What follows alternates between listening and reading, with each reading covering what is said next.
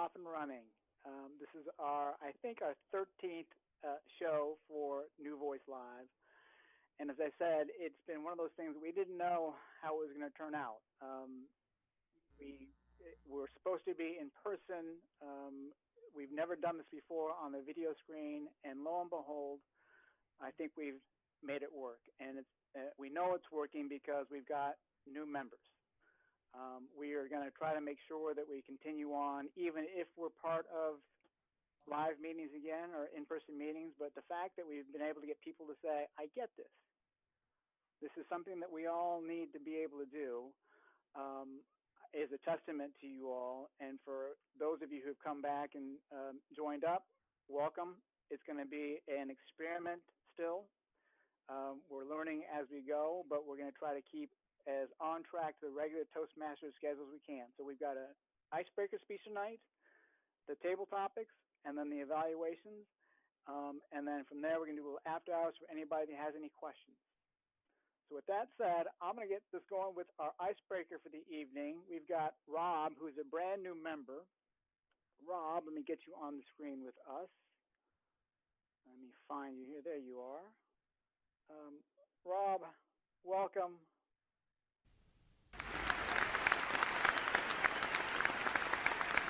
Welcome to the club, Rob. You're going to do your icebreaker tonight. And before you get started, I just want to explain to everybody kind of what the icebreaker was, for those who are not familiar with it.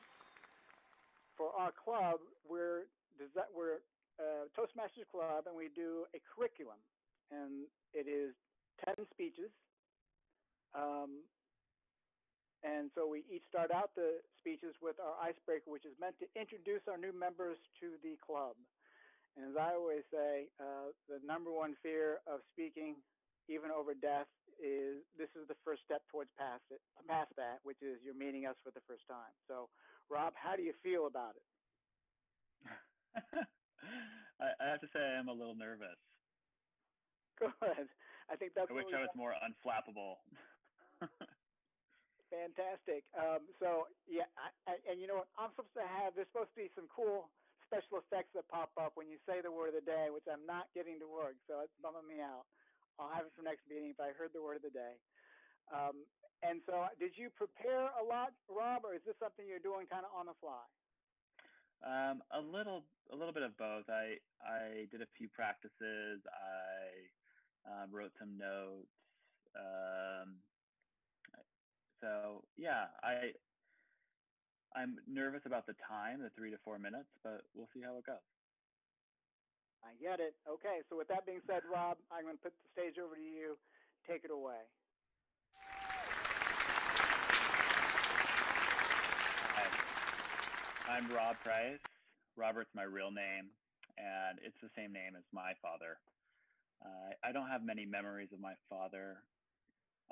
The most vivid memory I have is when my mother gave him an ultimatum and said he had 3 months to get his act together before she kicked him out. And he was cheating and had a substance abuse problem. And I remember that morning vividly. I came out, I was waking up in the morning. Sorry about that, Rob. No worries. And I remember that vividly. I was woken up in the morning and saw him sit on the floor crying, and my mom yelling at him.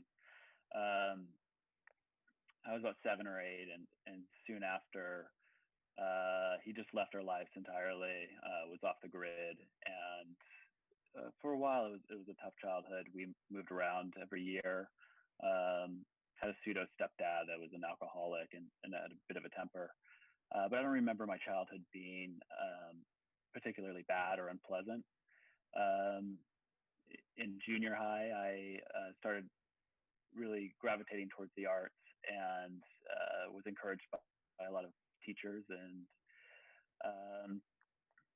had won some awards. And I remember my mom saying to me, you would never be as great of an artist as your father. And that really stuck with me. Everyone always spoke of my dad in high regard despite him leaving. And he was a talented artist and had gone down that path. And it kind of fueled me what my mother said, and I continued to excel in the arts in school, maybe as a way to connect to my dad that wasn't there, and really have a sort of kinship to this fictional version I created in my head. I ended up going away to New York to art school and continued down that path, and started my career, and really grew in my artistic commercial art field as a designer. And then I got a call from my brother. He had found my father and had a phone call with him. And I ended up talking to him over the phone for a couple of years. At first, we had a lot in common. We shared a lot of things in the arts and in music and film. But after a few years, I realized that we didn't share the same values. And I come to terms with him, and he was different than what I had created in my head.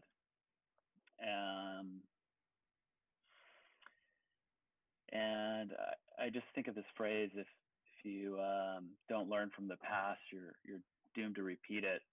And I see now that as a father, that I took a different path. That my son is about the same age as when my dad left me, and I would not do that, and I didn't go down the same path that my father did. And while we have the same name and a lot of similar interests in our career, we're very different. He gave up, and I'm not going to. Thank you.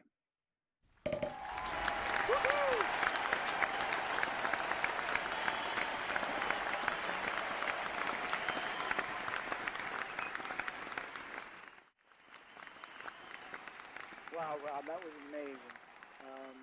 That was really. I was watching intently the whole way through it. So I'm going to do your evaluation for the evening. But this is also always about, like I said, trying to get the audience to evaluate us all collectively. So, Sean, can you share the speaker feedback form in the chat? You guys froze. Oh, there you go. And if you all would, as an audience, please take a moment to fill out that form for Rob. And also, Rob, Sean is going to send you a link privately for a self-evaluation. So if everyone would just take a few minutes to fill out that form for us. And in the meantime, what I'll do is put I need to get the sports stream on. Hold on. World is a form. It should be in the chat. I think somebody's asking for the link.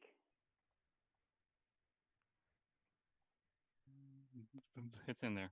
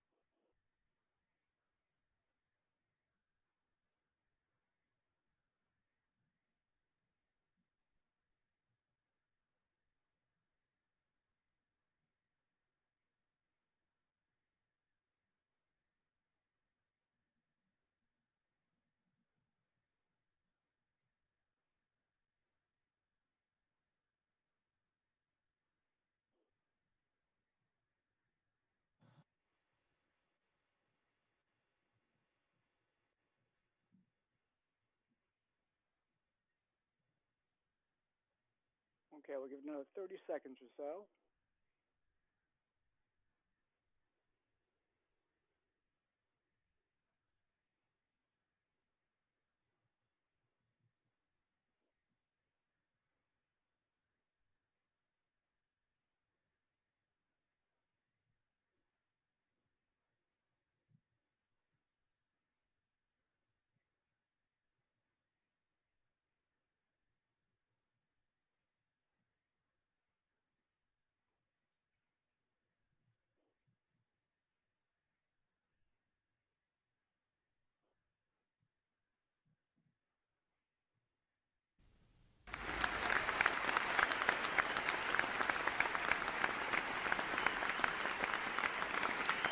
So, Rob, how do you feel?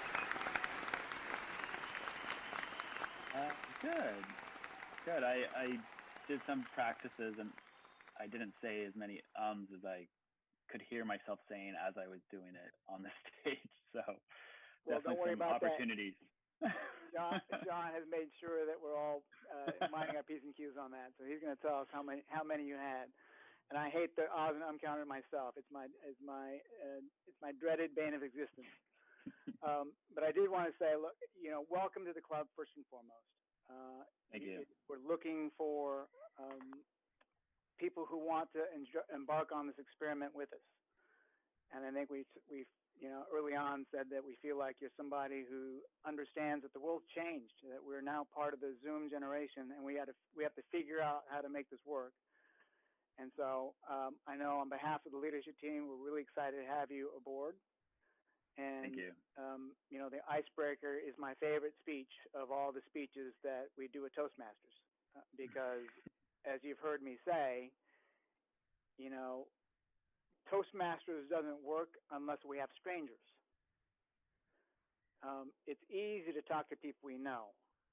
It's the people we have no idea who they are and what they're thinking, that is the hard part. And so for you new guests that are here, again, welcome. And the courage it takes and the desire to want to get better, to walk into or Zoom into a meeting of people you have no idea who they are, no idea what they look like, but just are willing to take on faith, I'm going to go meet some strangers. I think that's the embodiment of Toastmasters to me. And with the icebreaker, that's what we're doing, is we're breaking the ice between strangers. The flip side of that, though, is once you do this, you are now part of the family, you are now friends, and so it becomes much easier, obviously, to talk to us because we know who you are and you're going to get to know us. And so that's the good part about it, is that it's like becoming a member of a family. And I think anybody that has been part of our club knows that that's how we think about it. So welcome to the family. And you broke the ice very well, in my opinion. Toastmasters is all about feedback. So we're going to get you your evaluation forms and all those things. But before I get into my evaluation real quick, on your survey, how nervous a speaker did you rate yourself before coming here, before doing the icebreaker? The one when I joined you guys like a few sessions back. So right, I think the self-evaluation survey asked you how nervous you were before speaking. Oh, for today's speech. Yes. Yeah, I don't know. I think I put a 6. I kind of was eager to do it just to kind of, peel the Band-Aid, but at the same time, I definitely was nervous. But I'm glad I did a little bit of preparation, so I think that helped. Would you classify yourself as a nervous speaker in general, or pretty comfortable with public speaking? No, totally nervous. That's why I'm here. So first off, felt none of that, right? Right. And that's the whole point, is we all feel that nervous anxiety. That's what I kind of am looking for myself in doing all this, is that it becomes an adrenaline rush. And so we want the nervous feeling, but the problem is that we oftentimes feel more nervous than we actually appear. And so I saw none of that nervousness, Rob, and it was, like I said, a very personal and heartfelt speech for me. And that's the other thing, that for those of you who know me as part of our club, we lean into the fear. We are upfront about the fact that there's a reason why this is nervousness and anxieties because it's very hard to reveal ourselves. It's easy to tell people how great we are and all the things we've accomplished and all our successes. What's really hard is to tell people the truth about ourselves, our flaws, our limitations. And that, at the end of the day, for me, and I think most other people in the audience will agree, is what really connects us, is when you hear speakers who are really personal. And I got that with you tonight, and it was really moving. And from here on out, for the rest of the speeches for you, I think all I'm ever going to be asking, and I think the audience is going to be the same, is we want to know more. We want to dig deeper into the details of the relationship with your dad, right? We want to know what makes you tick. And it's the relationships that you talked about which start to peel back the onion and you go, oh, there's some really interesting things about Rob based upon his interaction with his family, his father, that gets us to know you. And ultimately, that's what breaks down the ice. And so for me, it worked very, very well in doing that. And as I said, I'm going to just be on you constantly about saying more. Good. More vulnerable. Right? And that's the way we get past it. And in fact, when we start to embrace it is when it turns. And, you'll also hear me talk about Sean a lot. Sean is very upfront with his stutter, and he's embraced it. And he'll make fun of it. And for somebody that listens to him, all that does is say, I want to be like him. I want to be able to take my shortcomings and embrace them and say, that's my strong suit. So that's what we're here for. And so it's always going to be about tearing down the makeup and getting into the vulnerable, who is Rob really, so that you have the courage and strength to say, this is who I am, and I'm okay with it. Does that make sense? Yeah, absolutely. Fantastic. Well, job well done, Rob. It was fantastic, and welcome aboard. Really glad to have you aboard. And can you hear me? Can anybody hear me? Yes. I just wanted to add one little thing that people like to know. Sir Lawrence Olivier, every time he was about to step out on the stage, used to have a heart. I think D? Yeah, I think we've lost D. I'm sorry, D. Now can you hear me again? Now you can hear me? Yeah, D, you're coming in and out. I'm sorry. Now can you hear me? Now? Yeah. Can you hear? Yeah. Can you? I just wanted to tell him about Sir Lawrence. Did anybody hear that? Yeah. So D, maybe we can wait for after hours for that. I think your audio's having problems. Okay. Thanks. Okay. Sorry about that, D. Righto. Well, on behalf of Dee, a longtime new voice member who comes all the time, she is our chief supporter. So the other part that I forgot to mention with this, Rob, is we are all about trying to be vulnerable, but equally as important is the importance of being supportive.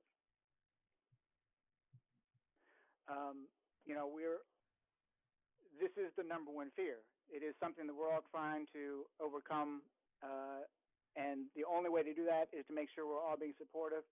So I'm going to ask you all to help us in the support stream, the channel.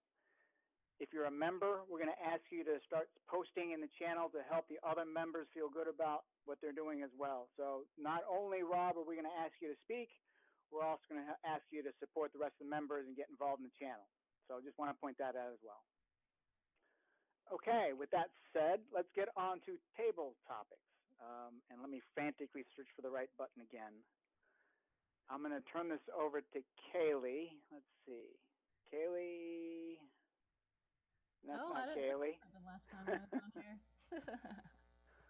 Well, while you're doing that, Henry, I just want to take a second and congratulate Rob. Thank you so much for that speech. It was very inspiring.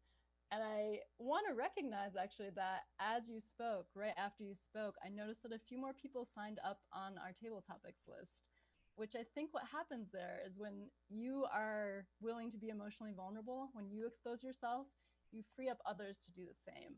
And I really do think your speech today helped other people feel more open to the idea of being emotionally open when they speak. So I just, I've noticed that before when people hear speeches, they get inspired and want to also practice those speaking skills and feel more able to be open. When people in our midst, in our group, are open, they give people the freedom to do that as well. So I thank you, Rob, for that. And I think we can get the show on the road for table topics. Let me just mention a few things, especially for folks who haven't seen table topics work before, or at least haven't seen it work with our club. There is a timer up, as you can see above me right now, that will be up as you speak. The table topic limit is 2 minutes. So we want you to speak for about a minute, and between a minute and 2 minutes. So when you see the red color come up at 2 minutes, you will notice that the color changes, and that's time for you to start wrapping up with your speech. We also are going to play some gentle exit music for you at 2 minutes and 30 seconds. And that's another indication that we'd like you to wrap up. Just not because we don't love what you're saying, but we want to be able to get as many people speaking tonight as possible during table topics and be respectful of everyone's time. So when you do hear that exit music, please do wrap up your table topics for the evening. Additionally, we do have a word of the day that we've already had some people use, unflappable, which means having or showing calmness in a crisis. So do try and use that as well. And finally, know that we are going to vote on our best table topic of the evening at the end of table topics. So you'll be able to give some feedback and vote on who your favorite table topic speaker was of the evening. And with that said, just a reminder, as you saw on the sheet, the table topic question of the evening is, tell us about a time that you overcame a fear. So that is the question on the table for everyone. And it looks like we'll be starting off tonight with Peter. Peter, you're first up on our list. Can you hear me, Peter?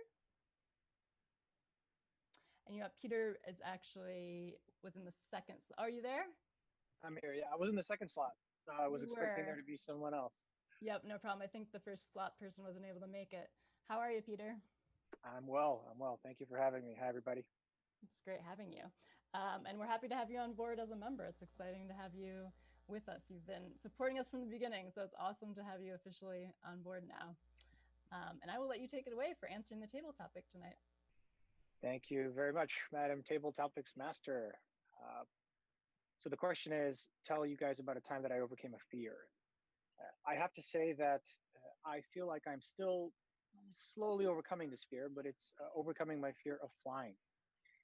About a year and a half ago, I developed this anxiety that just grew and grew and grew and manifested itself in a myriad of different ways.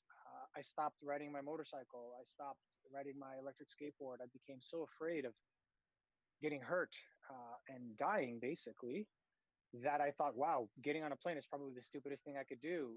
There was a period of time where there were a lot of plane crashes. And while most of them did not happen in the United States, or any of those did not happen in the United States, you still heard about them. And they had just as a profound effect on me as if it happened in my own country. And so I decided to stop flying. I didn't go anywhere. I did not fly over water. I got extremely scared and nervous anytime my partner was asking me to go on vacation. I would come up with excuses, and it was just not a good period for me. What had helped me through it is there came a point where I just basically sat down to myself after saying no to so many different things. Friends invited me to go hang out. My partner asking me to go on vacation. I noticed I got very angry, and I got very angry at myself. And what I did is I decided to channel this anger into something productive. I decided to channel it into energy that I used to fight back this anxiety.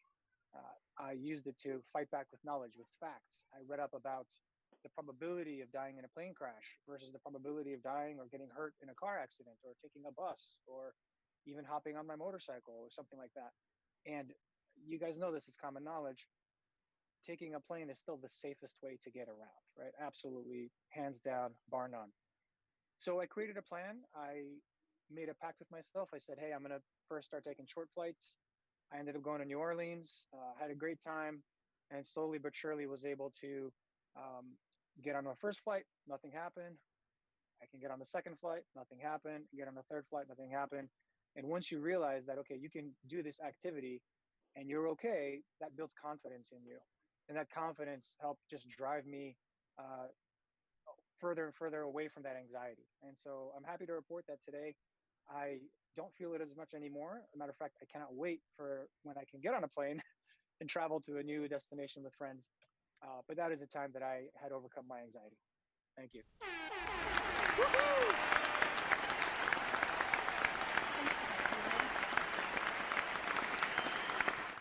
Thanks for sharing. Yeah, I think it sounds like you did something that a lot of us try and do, is like rationalize the fear and like learn all you can about it to try and get over it.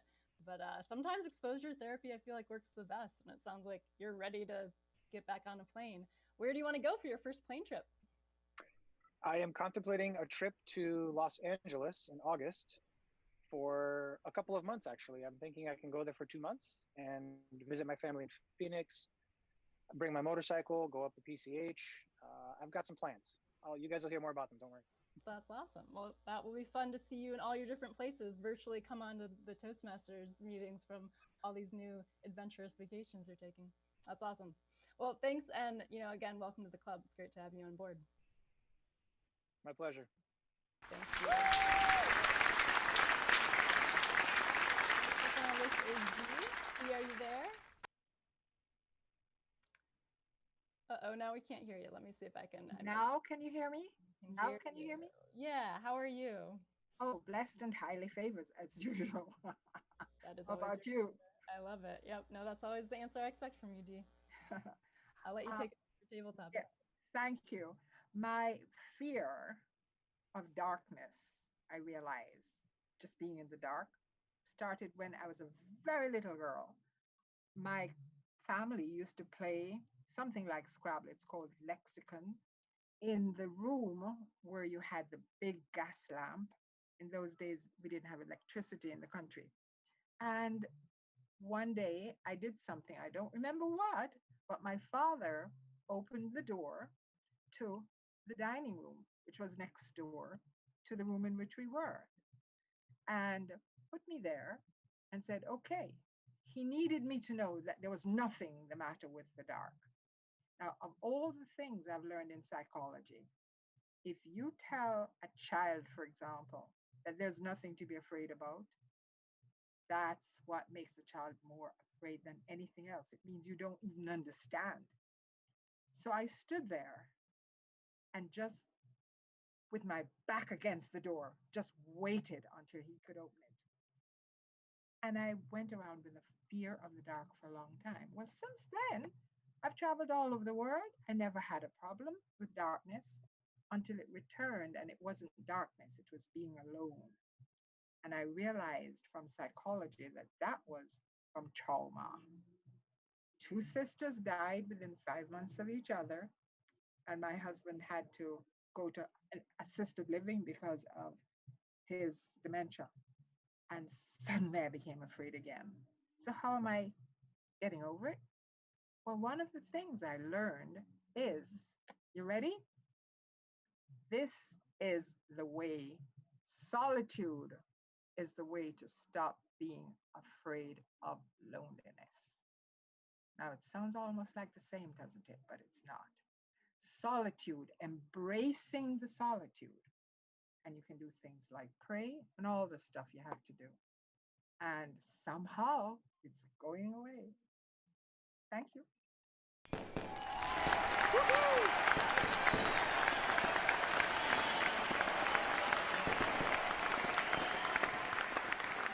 Being here.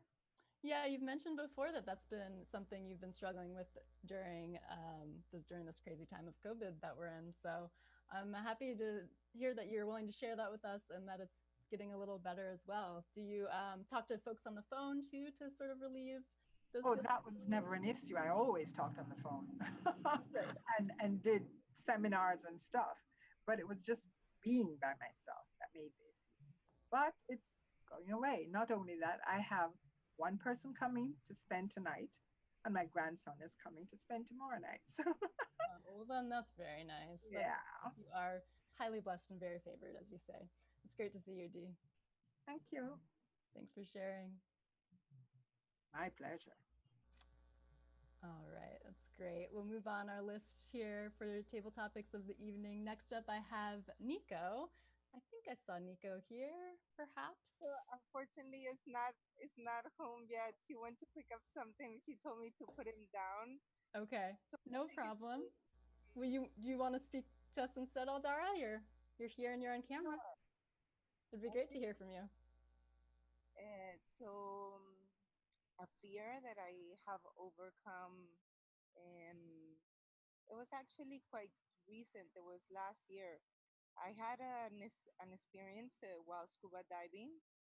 I was in Belize in the Blue Hole, and we were 100 and almost 30 feet down, and I had a panic attack underwater. It's produced by like not enough oxygen going into your brain, so you become a little cuckoo, and it triggered like just a full panic attack where I had to like really talk to myself and be like, okay, if you don't relax in this point, you might die.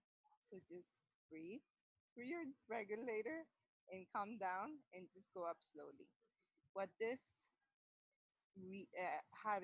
what this reaction had on me is that afterwards, when I was not in the water and I was too hot or I was in a place that was too crowded, it would trigger the same feeling that I couldn't breathe. And especially when I went to steam rooms, I would I would I would start to do like little therapies where I had to hold like more than 2 minutes in a steam room because it brought back that anxiety.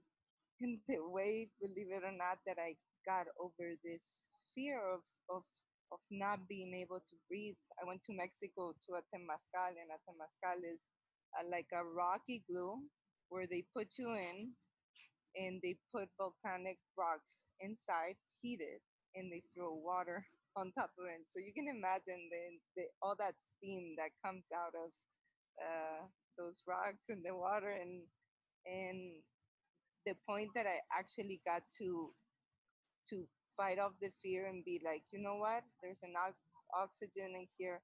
I am not going to die. Just breathe. Just breathe.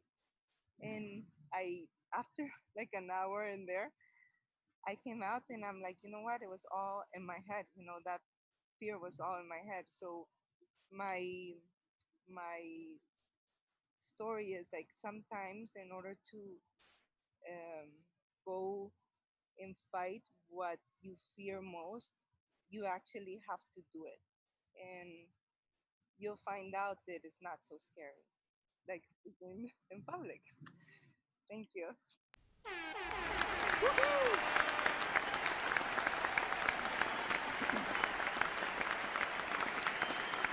Thanks so much. And I heard you at the end there saying like speaking in public, you just have to do it, much like anything Just else. have to do it. Just have to do it. So I think I remember this correctly about you, that you do some oceanic photography. So you must be in the water quite a bit for that sort of work. It's more artistic photography, and I haven't been able to do it because we've kind of been stuck here in New York. But yeah, it's one of my passions. I do artistic underwater photography. Very cool. It's very cool. It's interesting to hear about that experience of being underwater and having a panic attack. I can't actually imagine anything scarier. So I think it's cool that you still do that type of work, even though there's a little bit of a struggle there. I think it's mostly all in the head. You know, once you learn to control your head, you can learn how to control a little bit your emotions that trigger those things. Yeah. Controlling the head is more difficult. I agree, and well said. Yeah, definitely. Well, thanks for sharing that story, Aldara.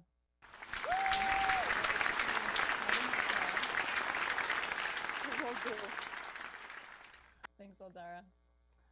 Next up on our list is another longtime member of ours, Sanela. How are you doing? Hi. Great seeing you. Great seeing you guys too. Yeah, we've missed you. I'll let you take it away for your table topic. I thought that I was the only one that had this fear, that was having a fear of flying. So I was laughing when I heard Peter. Because 7 years ago is when I don't remember when was the last time before that I flew, because I was so scared of flying. And not only that, I made everybody around me uncomfortable when I was flying, because any little turbulence, I thought we are going down. That's it.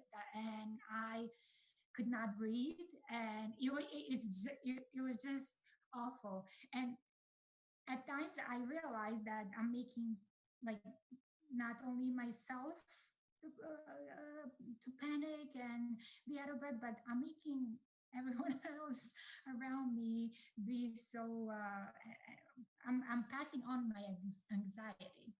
So I 7 years ago I went to visit my friend in Germany, and somehow I don't know how I arrived there, but because of the fear. But from there, we took a road trip to Paris, and we had such a great time. And that's when I realized that I'm missing so much in life, that all my vacations, all the time is passing by, and there's like so much to see. There is like so many great experiences to go through, and cultures that that can enrich me by just be overcoming this fear. So I decided to do something about it. And the way I went about it was that I went for therapy. And I went to a therapist to help me, and it actually worked. Um, so that that really helped me, because slowly I started going on vacations and using and just working against this fear. And I was determined to be unflappable during the turbulence. So then I traveled to Hawaii. I traveled to what is it, Denmark, to all these different places that really really are great. And I continue. And honestly, like, I enjoying flying now. So yeah, that was my fear, the fear that I overcame. Thanks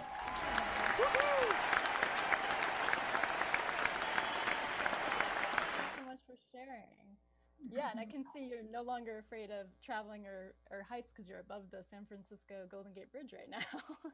Yes. So now, yes, actually, yes, San Francisco was one of the places that I visited. Now I have another fear to conquer, and it's public speaking. Well, these are like little table topics, which are like helpful, but I'm talking about really like becoming great at public speaking with no fear. Yeah, yeah. Well, you've come to the right place. You're in good company, because that is most of us. We're all here trying to work through that fear together. So appreciate you being here, and we'll see you next time. Thank you.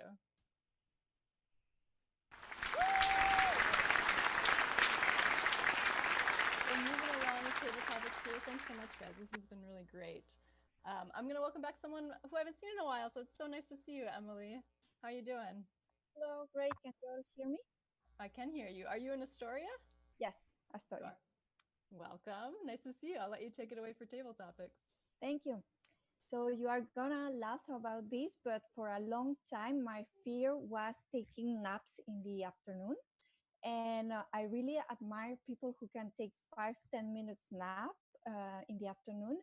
And I have tried, but instead of having a 5, 10, or even an hour of sleep, my naps takes 2 to 3 hours. But that's not the problem.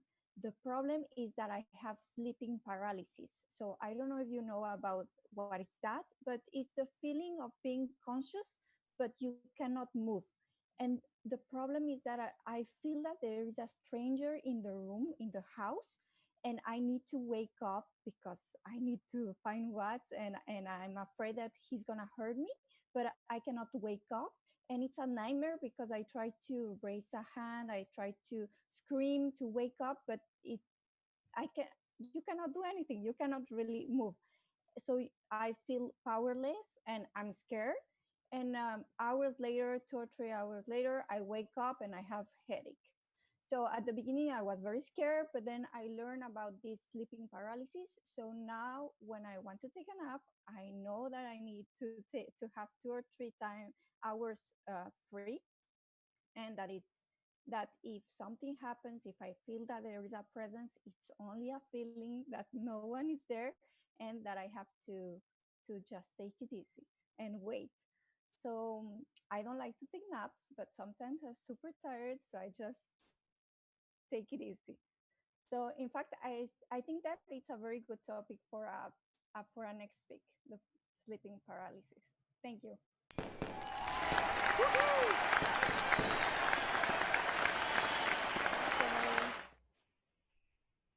Thanks for sharing that. I'm not sure I'd ever heard of that condition before. But there are a lot of persons who have that, but in reality, they did not realize. But that's why I think it's a very good topic for a speech. Yeah, because some people might not realize that not everyone is sleeping that way or has those emotions when they sleep. Exactly. Yeah. Very interesting. And you've had this since childhood or later on in life? Or yes, and I really knew about this sleeping paralysis name because I have a twin sister, and she had the same thing, but what happened to her is that really someone was coming to her and she could not respire. So she did a research on this, and that's how I found out, because mine was just a feeling that someone was in the room, but someone was really hurting her. So that's very interesting. Wow, that is really interesting. And I also didn't know you had a twin, so that is also she's really interesting. here. Oh my gosh. Oh, Yeah. I love that photo. Okay, she's in London. Great. Yeah. You should invite her sometime. We'd love to meet her. Yeah. All right, thanks for that, Emily. It was a really interesting table topic. Great to see you.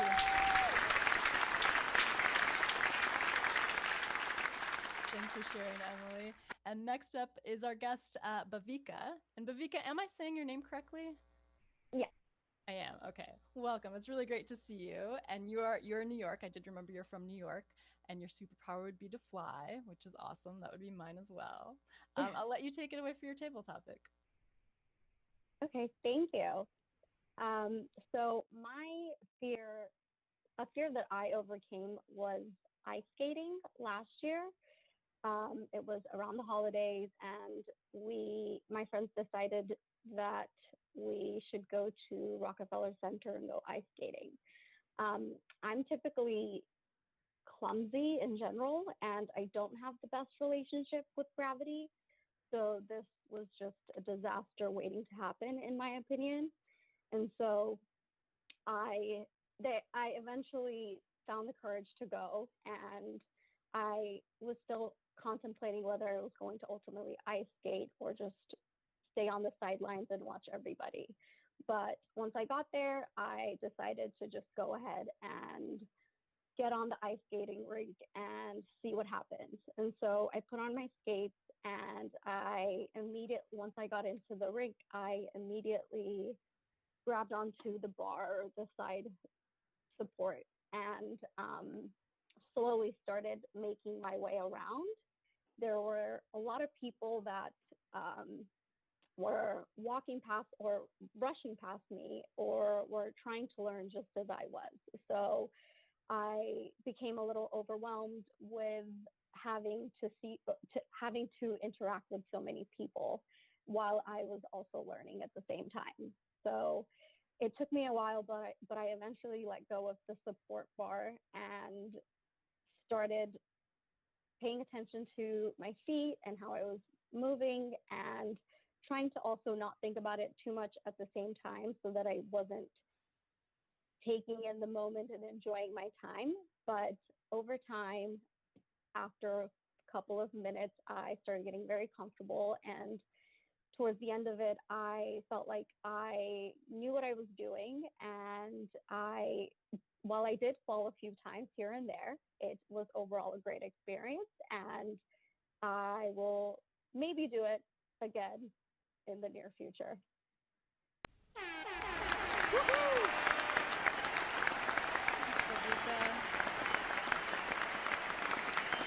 Thank you so much for sharing. I love ice skating, actually, so it's good to hear that you had a positive experience at the end of that, and that you'd be willing to do it again. Are there any other sports you like to play, or any other activities that are fun for you outside? I am actually trying to get into tennis right now, so that is something that I've taken up. Tennis? Outdoor tennis? Yeah. Indoor tennis? Outdoor. Okay. All right. Yeah. Cool. We'll look forward to hearing how that works out for you. You know, it's a good time of year to get outside and do some. You can actually stay 6 feet apart from people pretty well in tennis, so that's actually probably a Yeah, good exactly. this It's a good summer. social distancing sport. Exactly. Exactly. All right. Thanks for being here. It's great to hear from you. And we hope to come back again. So next up for the table topic is Sean. And Sean, I know you've been doing the Grammarian and timer stuff, so I will be doing that for your table topic. So I'll let you take it away. Okay. Thanks, Kelly.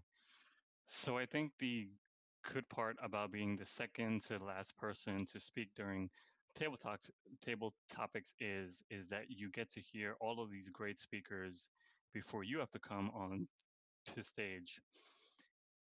And as I was sitting here, listening to everybody talk, people were all talking about their different fears, but I found that there was a common element in every single person's talk. And that common element, I think I call it something a bit different. I call it rejection therapy. But I think everyone who spoke was getting at the same point. And as a person who has a big fear of talking to people in public, there are two ways that I counteract that fear to the best that I can. First and foremost is being here and being on a stage and practicing public speaking, because at the end of the day, I have a fear of being perceived as a person who stutters, as a person that can be judged for being unable to do something that's perceived to be pretty easy to, everybody else. But the second thing that I do, and I said before, was rejection therapy. And just to give you an idea of the kind of things that I've done to just enable me to get to this point, is that, I could be up here and I could talk about stuttering for hours, but the only thing that I'll say is that stuttering is more than just a physical thing. I know when you're looking at a person who stutters, all you see is the physical aspect, but stuttering is something that can drive you crazy. So for me to get to this point, I had to do what are called contacts. And then, what a contact is when you go onto a street, for example. And since I live here in the city, I would go to Times Square, or I would go to Central Park, and I would randomly approach strangers and I would tell them, hey, I'm Sean. I'm a person who stutters. And that, one-on-one interaction was just extremely helpful for me to gain control of, how I spoke. So I know that I'm out of time, so thank you.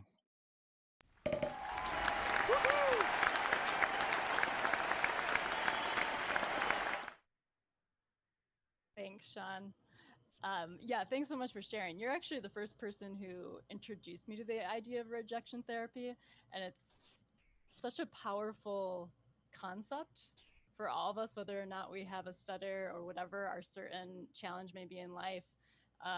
Facing it head on is the way to do it, as we talk about at at Toastmasters here. And you've always been the living embodiment of that for me. So I love that concept, and I'm always curious what people say to you when you do some of these contacts in New York. Has anyone said, like, what's the most interesting response you got from someone when you went up to them on the street?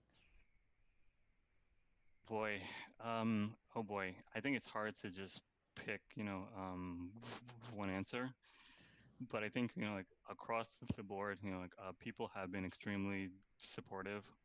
I think it's a bit scarier than it actually seems, because you see people, they're always in a hurry. But if you do, get a chance to talk to them, it turns out, that most people are very supportive and they are willing to give you about 30 seconds or so. Yeah, 30 seconds. Yeah, that's a New York 30 seconds. Probably elsewhere they might give you a little more time, but yeah. All right. Well, that's fascinating to hear, and I think it's a good lesson for all of us to know that like we can go up to strangers and talk. That's a good thing to do to try and sort of get over any of our kind of fears that we have around speaking. But thanks for sharing, Sean.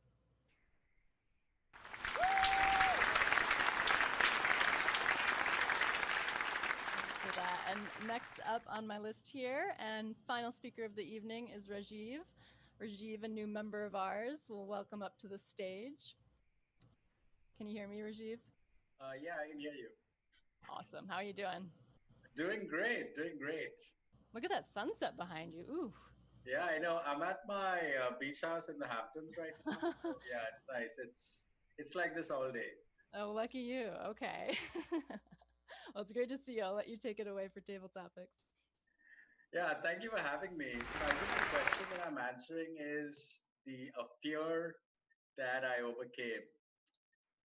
As we all know, we're living in very difficult times right now. Wherever you look, there's like a whole bunch of people that are scared about something. There's tension in the air. The tension sometimes is so thick that you can take a knife and cut right through it. And it is that thick. It is so much in your face. I experienced a moment of terror earlier today. It was something like this. I got up in the morning, I looked around cautiously, and then I took a step. I took another step. And then I took another step. And then I covered my eyes because I did not want to look down. The fear gripped me. The fear gripped me like you have no idea. This fear is something that I've been struggling with for so long. I looked down and had to deal with the reality of the situation. I was looking down at the numbers on my weighing scale. And the numbers that I saw, I did not like, but numbers never lie. They are the truth, like a double-edged sword that cuts deep but sets you free because you know the reality of the situation. The numbers told me two things. One, pizza, ice cream, and soda are not necessarily the best combination at 10 p.m. at night, 5 nights in a row, especially if when gyms are closed and I'm not doing my 2 mile run every day. That's one thing that they told me. The second thing that they also told me is, Rajiv, what are you doing? How could you let yourself go this bad? Especially after you lost 12 pounds by fasting a few weeks ago that you were telling everyone about. Great. Yes, I did lose 12 pounds, but now I need to do that again. And as you know, life is all about dealing with failure. Failure tells you what you did the wrong decision, but it's also an opportunity to make the right decision because now you know what's wrong, you also know what's right. And then you have the opportunity of making the right call and making a better future for yourself. That was my story, my experience of the terror that I deal with. Some of you, I hope that message reached out to someone, and I hope that it motivated someone to feel good about themselves and make the right choices every single day. I wish you all the very best and have an epic weekend ahead.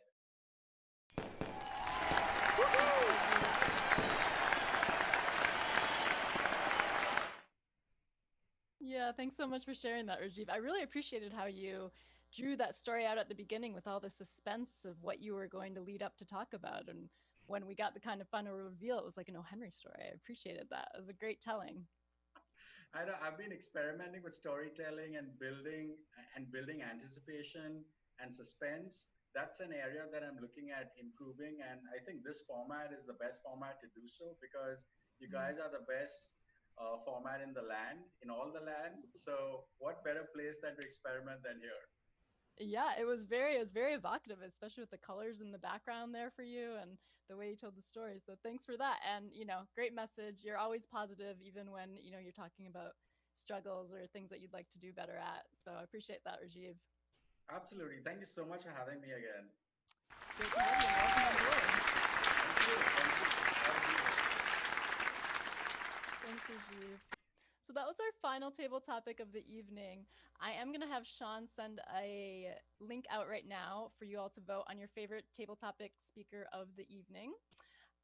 The form has just speaker 1 through 10 on it listed, not names. So you'll need to refer to, I don't know, Henry, if you're able to put up the list right now, or I can read out the names in order of our table topics. We've had technical glitches all night long, so I haven't been able to put up the list. So you have to read off the names if you would. Okay, no problem. So if everyone gets that chat or that link from the chat right now, Sean will have that for you. I do see it there. That opens up to a Google form. And if you're looking at it, it says speaker 1 through 10. And actually you can skip number 1. You can go to number 2 is Peter. 3 was Dr. D. 4 was Aldara. 5 was Sanela. 6 was Emilie. And you can skip 7. 8 was Bhavika. 9 was Sean. And 10 was Rajiv. And if anyone needs me to read those again, I'm happy to. I know that was a little fast, but as you take those few moments to fill that out, I just want to also say hi to a couple people. Lorena's here. Hi, Lorena. It's great to see you back. And I know we have another guest, actually, Siobhan. I don't think you've been here before, so I just wanted to say hello to you. And if you can come off mute, just tell us your name and how you heard about us, where you're calling from. And I think it's Siobhan. And if you get your audio on, I think we might not quite be able to hear you yet. Sorry, Siobhan. Let me see if I can unmute you. Hello, everyone. So, yes, hi, how are you? Well, my name is Siobhan, and I'm currently residing in New York, the Bronx. And I came up, my brother he's actually a president of a Toastmasters club in Georgia. So he's constantly encouraging me to attend a Toastmaster. So now I finally have the time, and I went online and noticed that you guys offer online classes, online meeting, sorry. Yeah. So I just shoot you guys an email and join. Oh, that's great. Well, very welcome. Is this your first ever Toastmasters meeting that you've attended? No. Okay. No. Gotcha. Well, welcome. It's been a while. Happy to have you. Thank you so much. Yeah, come back anytime. Thank you. And I think I'll give you all a few more seconds there to finish filling out the form. And again, thanks for everyone for participating. It was really great to hear all those fears. I think, being able to relate to so many of the fears that you expressed, I think is a really powerful community building tactic. So I'm happy to hear from all of you. And hopefully those of you who didn't get to speak will come back again and speak with us. So if you all have finished that form, I think I'll kick it back over to Henry to close out the meeting. Thank you, Kaylee. Yes, and unfortunately, as I said, I've been struggling with technical glitches here, so hopefully it didn't come off too wonky. But I appreciate everybody doing your speeches, Rob, and the table topics. And I got to say, I think that of all the meetings we've had, this was by far the best. I'm going to lean into this same thing every meeting, which is, there's a reason why it's the number one fear. And it's also the reason why the more vulnerable we are, the more attractive and desirable we become. By opening ourselves up, we let people in. And that's what people really want. But that's the hard part always, is letting ourselves in, or letting ourselves show the world who we are. So for tonight, I was just enthralled by every speech. That's part of the reason why I was having difficulty, was I was trying to listen to the speech, but also punch buttons frantically. But that's a good thing. It's a good thing because I'm constantly trying to tune in to all the personal stories. So I appreciate that.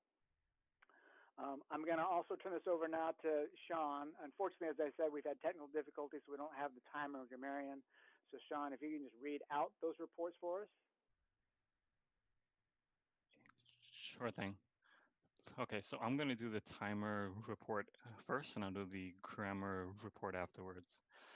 All right, so our timing for the evening, in general, everybody was on point. Rob, you spoke first. You clocked in at 3:54. Peter, 2:48. Dr. D, 2:12. Aldara, 2:36. Sanela, 2:50. Emilie, 1:40. Bhavika, 2:16. I don't have a time, but that's okay. Rajiv, 3:03. And then for the grammar report, it's the same order. So Rob, you had one Peter, you had four ums. Dr. D and Aldara, you were both flawless. Sanela had four ums and one like. Emilie had two ums. Bhavika had two ums. Sean had one and one no. And then Rajiv was flawless. Thank you.